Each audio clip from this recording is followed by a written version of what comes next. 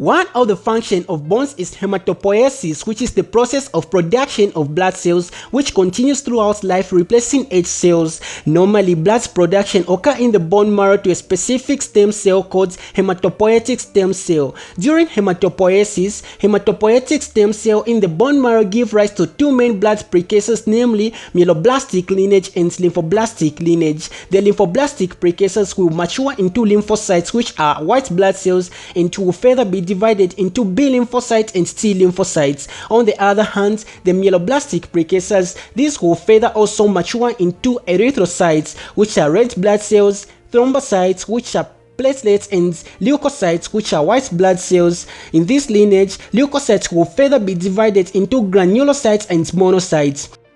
Once the various blood cells form, they leave the bone marrow and travel around the blood vessels to perform their various functions. Erythrocytes carry oxygen to all parts of the body and carbon dioxide from all parts of the body to the lungs for gaseous exchange. Thrombocytes are involved in the process of blood clotting following rupture of a blood vessel due to an injury. Leukocytes, which includes lymphocytes, granulocytes, and monocytes, fight invading microorganisms such as bacteria and viruses. Now, leukemia is a malignant disease that affects the production of white blood cells or leukocytes, in which there is hyperplasia or rapid multiplication of white blood cells and their precursors. It's also referred to as cancer of the white blood cells.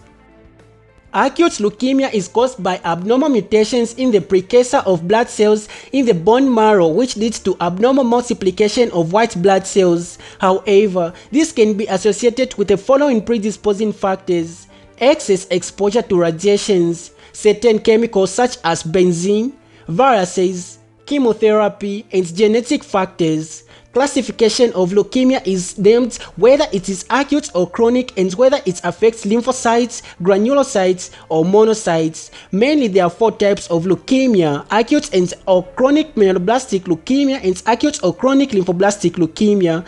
Acute myeloblastic leukemia is more common in old age, whereas acute lymphoblastic leukemia is more common in children.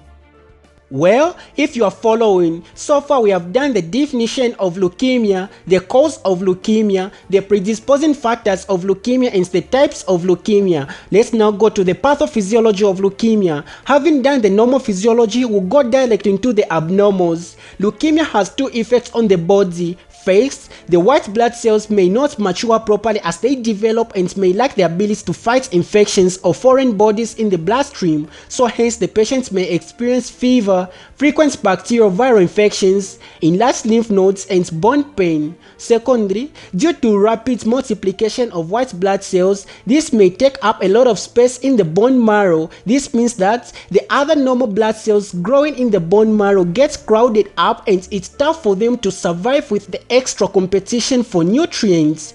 This causes cytopenias, or a reduction in the number of healthy blood cells, like anemia, which is a reduction of erythrocytes, thrombocytopenia, which is a reduction of platelets, and leukopenia, which is a reduction in the number of healthy white blood cells.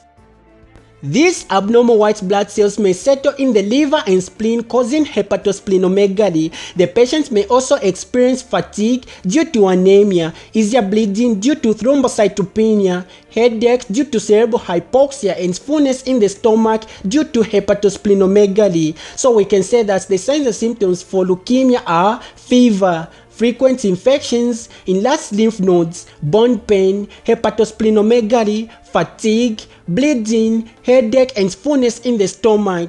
The diagnosis of leukemia may include a full blood count, which can show a high leukocytes, bone marrow biopsy to confirm the diagnosis, a history taken which can reveal cancer in the family, and a physical examination which can reveal hepatosplenomegaly.